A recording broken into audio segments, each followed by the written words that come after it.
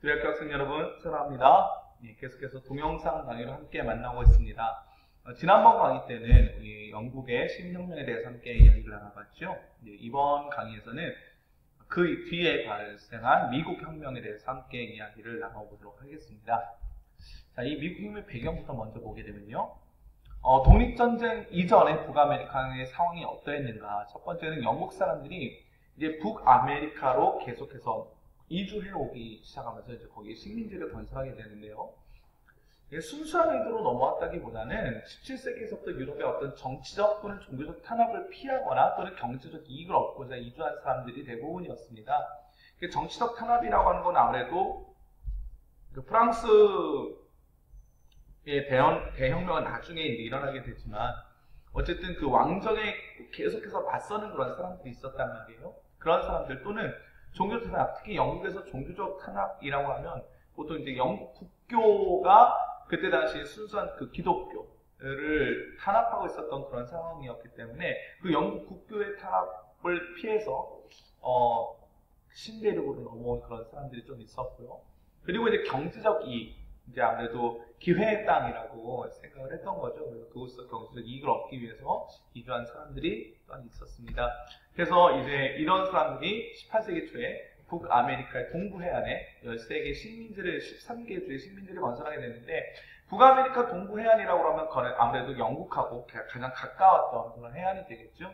그래서 식민지 건설하기가 굉장히 용이한 지역이었습니다.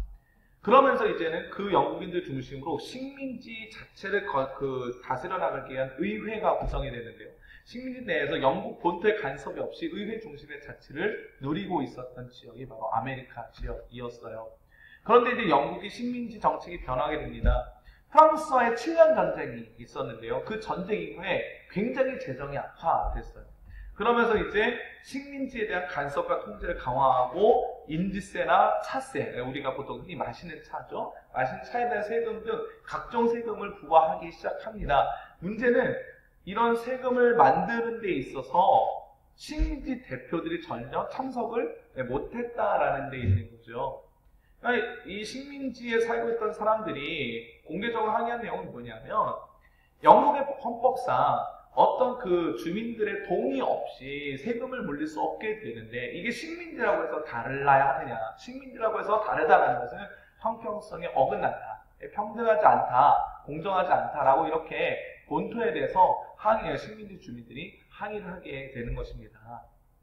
그래서 이제 그러던 중에 이제 그 차세의 과도한 부과에 대항해서 미국 보스턴의 항구거든요. 보스턴에 그 영국에서 차를 싣고 들어왔던 배가 있었는데 이 미국 식민지 사람들이 그 차가 실려있던 배에 올라가서 그 차가 든 상자를 바다에다 집어 던져 버리게 됩니다. 이걸 이제 보스턴 차 사건이라고 이야기하는데 여기에 대해서 영국이 굉장히 강경하게 대응했습니다. 군대를 파견하고 그 주도자를 잡아서 처벌하려고 하는 그런 강경 대응이 벌어지니까 더 이상 안 되겠다. 이렇게 우리가 당하고만 있을 수 없다. 그래서 미국 식민지 안에서도 대륙회의라는 회의를 개최를 하고 영국 의회를 부정하고 영국과의 무역을 중단하기로 결의를 합니다. 그러면서 이제 독립전쟁을 벌이게 되는데요. 1775년부터 식민지군과 영국군들이 충돌하기 시작하고 1776년에는 식민지 대표들이 독립선언을 발표를 합니다. 초창기에는 식민지군이 굉장히 열세였지만 나중에 이제 프랑스나 러시아 등 유럽 각국의 지원으로 식민지군이 승리를 하게 됩니다.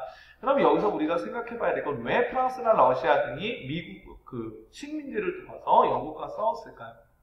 그것은 바로 영국의 힘이 유럽에서 너무 커지는 것을 두려워한 그런 나라들이 이 식민지 문제를 도왔기 때문입니다.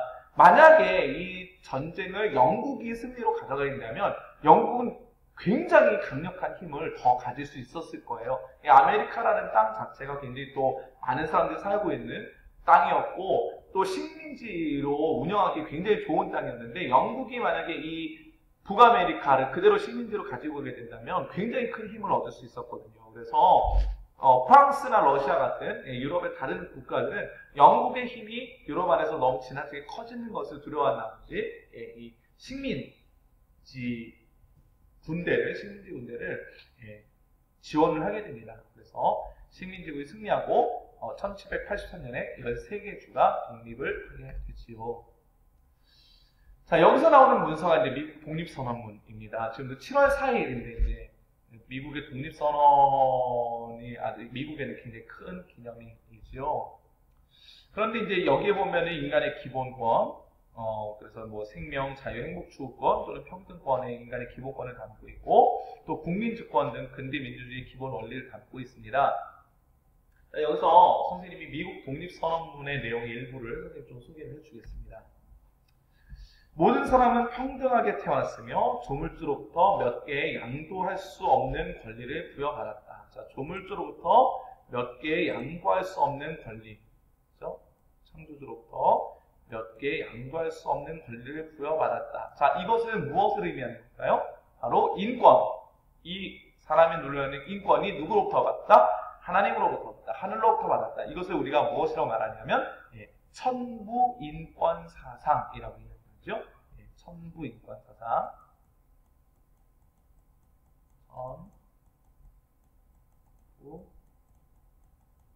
천부인권사상이라고 이야기해요.